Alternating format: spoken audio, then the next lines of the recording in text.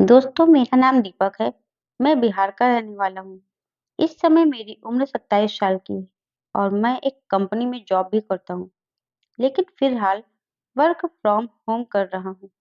मेरे घर में मेरे माता-पिता, एक बहन और दादी हैं। मैं बहुत खुले मिजाज का हूँ और मेरे पापा बहुत बंदिशों वाले। उन्होंने मेरी बहन पर तो बहुत बंदिशें लगाई कि यहाँ ना जाओ, वहाँ ना जाओ। साथ ही मुझे भी हमेशा रोकते-टोकते। एक दिन इसी सब बातों को लेकर मेरी मेरे पापा से लड़ाई हो गई। तो पापा ने गुस्से में कह दिया कि अगर इस घर में रहना है तो मेरे हिसाब से रहना होगा, नहीं तो निकल जाओ मेरे घर से। मैं भी बहुत गुस्से में था। उस दिन तो मैं कुछ पैसे लेकर घर छोड़कर निकल गया। मेरी माँ और दादी ने मुझे रोकने की और समझाने की बहुत कोशिश की, लेकिन मैं नहीं माना। और फिर मुझे काम को लेकर भी कोई चिंता नहीं थी, क्योंकि लैपटॉप पर काम हो जाता था। तो मैं ट्रेन पकड़कर दूर के जिले के एक दूर दराज के गांव में आ गया। वहां मैंने एक खेत में काम कर रही आंटी से पूछा, मुझे यहाँ कुछ दिन रहना है, कोई होटल जैसा कुछ है क्या? वह बोली, यहाँ पर कुछ नहीं है, मगर तुम चाहो तो मेरे घर में रह सकते हो, लेकिन तुम्हें घर के बाहर सोना होगा और खाने के लिए पैसे भी देने होंगे। मैं राजी हो गया और मैंने कहा ठीक है। फिर वो आंटी मुझे अपने घर लेकर गई और मेरा सारा सामान अपने छोटे से घर में रखवा लिया। मैं लैपटॉप और अन्य सामान से बेफिक्र होकर गांव घूमने निकल गया और घूम फिर कर शाम को वापस आ गया। घर आकर देखा तो घर में एक लड़की भी थी, जो बहुत ही खूबसूरत थी। आंटी बोली, ये मेरी बेटी निशा है, अभी 12वीं में पढ़ती है। निशा ने हेलो कहा। मैंने भी हेलो कहा। निशा देखने में काफी सुंदर थी। उसे देख कर ही मुझे कुछ हो गया था। रात को सब खाना खाने बैठे तो मैंने आंटी से उनके घर के बारे में पूछा। आंटी ने बताया कि निशा के बाबा ने कर्ज की वजह से आत्महत्या कर ली थी। निशा के बाबा के जाने के बाद वह दोनों ही घर में रहती थी। ये सब बातें बताते हुए आंटी रोने लगी। मैंने उन्हें दिलासा देते हुए कहा, कुछ नहीं आंटी, धीरे धीरे सब ठीक हो जाएगा। कुछ देर में खाना आदि खत्म हुआ और मैं बाहर बरामदे में सो गया। दूसरे दिन निशा अपनी माँ के साथ खेतों में जाने लगी। उस दिन मेरे पास कोई काम नहीं था, तो मैं भी उनके साथ खेतों में चला गया। उधर मैंने उनकी मदद की। उसी दौरान मैं निशा से बात भी करने लगा। उसे भी मेरे साथ अच्छा लग रहा था। मैंने उससे दोस्ती कर ली। हालांकि वहां मुझे थोड़ा डर के बात कर रही थी। ऐसे ही मुझे एक हफ्ता हो गया। अब मैं उनके घर का एक सदस्य जैसा बन चुका था। एक दिन जब मैं गांव से घूमकर वापस आ रहा था, तो निशा के घर में कुछ लोग आकर निशा की माँ को गालियां दे रहे थे और निशा को भी उल्टा सीधा बोल रहे थे। उसमें से एक ने उनके घर का सारा सामान भी बाहर फेंकना शुरू कर दिया था। मैंने जाकर निशा से पूछा, क्या हुआ? ये सब लोग कौन है? वह रोकर बताने लगी, बाबा ने जो 40,000 रुपए का कर्जा लिया था, उसी को वसूलने के लिए ये लोग ऐसा कर रहे हैं। मैंने उससे बिना कुछ बोले अपने बैग में से चेक बुक निकालकर चेक दे दिया और धमका कर वापस भगा दिया। जैसे ही वह लोग गए, निशा ने मुझे गले से लगा लिया और रोने लगी। वह मुझे धन्यवाद कहने लगी। उसकी माँ भी मुझे धन्यवाद दे रही थी। फिर हमने मिलकर घर का सब सामान अंदर रख लिया। निशा बार बार मुझे देख रही थी। अब हमारी नजरों में प्रेम झलक रहा था। मैं हल्के से मुस्कुरा दिया तो वह हंसकर शर्मा गई। उस शाम खाना खाकर आंटी सो गई थी। मैं बाहर बरामदे में बैठकर मोबाइल चला रहा था। निशा बाहर आ गई और मेरे पास बैठकर बोली, क्या कर रहे हो? नींद नहीं आ रही है क्या? मैं बोला, कुछ नहीं, बस ऐसे ही बैठा हूँ। अब निशा और मैं बैठकर बातें करने लगे।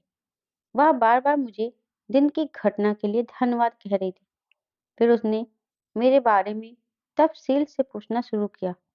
मेरे घर के बारे में उसके सवाल मुझे घर की याद दिलाने लगे थे। कुछ देर तक मैं चुप रहा। फिर मैंने उसे सब बताया कि मैं अपने घर से क्यों आ गया हूँ और मेरी नौकरी का क्या स्टेटस है। ऐसी ही बातें करते हुए उसने मुझसे पूछा, तुम्हारी कोई गर्लफ्रेंड है? मैं पहले तो उसे देखता रहा और कहा, नहीं।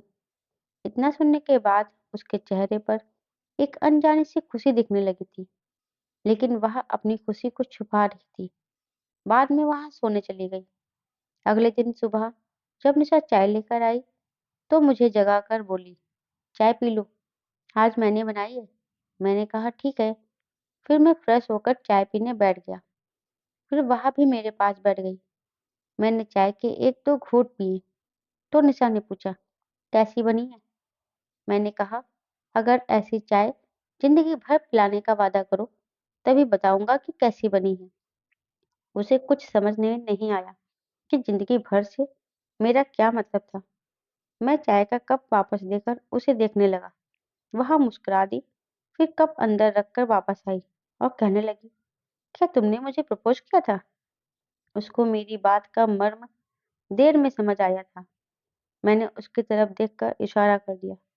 फिर वह शर्मा कर अंदर चली गई। उस दिन मेरी उससे पूरे दिन बात नहीं हुई। मैं भी गांव के तालाब पर चला गया और सारे दिन उधर बैठकर निशा को लेकर सोचता रहा। रात को घर आया और खाना खाने के बाद मैं बाहर आ गया। अंदर आंटी और निशा सोई हुई थी। आंटी के गहरी नींद में सो जाने के बाद निशा बाहर आई और मेरे पास बैठकर मुझको देखने लगी। मैंने उसका हाथ अपने हाथ में ले लिया और कहा, आई लव यू निशा, क्या तुम भी मुझे पसंद करती हो? उसने शर्मा कर हाँ कह दिया और मेरे गले से लग गई। हम दोनों ऐसे ही कुछ समय तक बैठे रहे, एक दूसरे से बातें करते रहे। फिर जैसे ही वह घर के अंदर जाने को उठी, मैंने उसका हाथ पकड़ लिया और उसे आंख मार दी। वह मुझसे खुद को छुड़ाकर हंसती हुई घर के अंदर चली गई। अब ऐसे ही रोज होने लगा। मुझे अब 1 महीने से ऊपर हो चुका था। फिर एक दिन उसकी माँ बाजार गई हुई थी। निशा ने मुझे अंदर बुलाया और मेरे गले लग गई। मैंने कहा, क्या हुआ बेबी? कोई बात? उसने कहा, नहीं। तो फिर तुम्हारी माँ आ जाएगी, छोड़ो ना। निशा बोली, आने दो।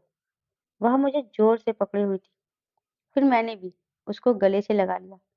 शायद बचपन से उसने बहुत कुछ देखा है, इसलिए उसके दिल में बहुत दर्द था जो मेरे प्यार से कुछ कम हो रहा था।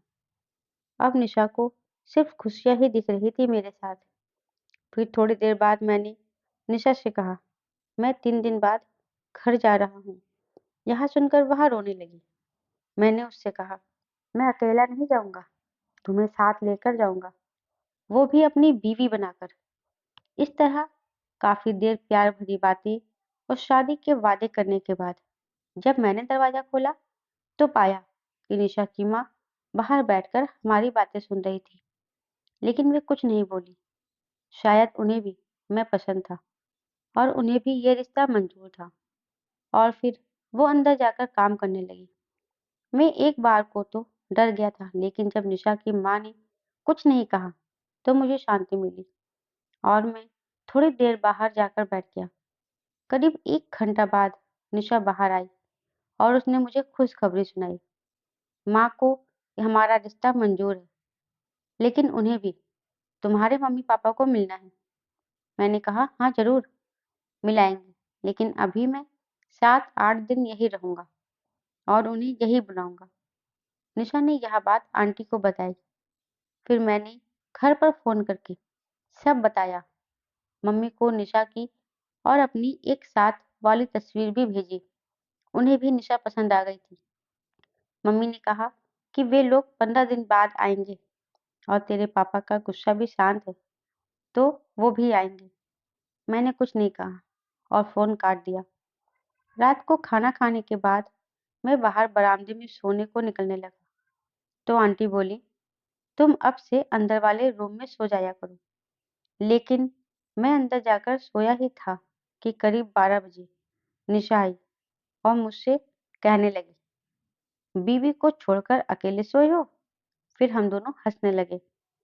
फिर 8 बजे आंटी ने आवाज लगाई, लेकिन हमें ना उठता देखकर वे खेतों में काम करने चली गई। 10 बजे आंख खुली तो देखा निशा चाय लेकर आ रही थी।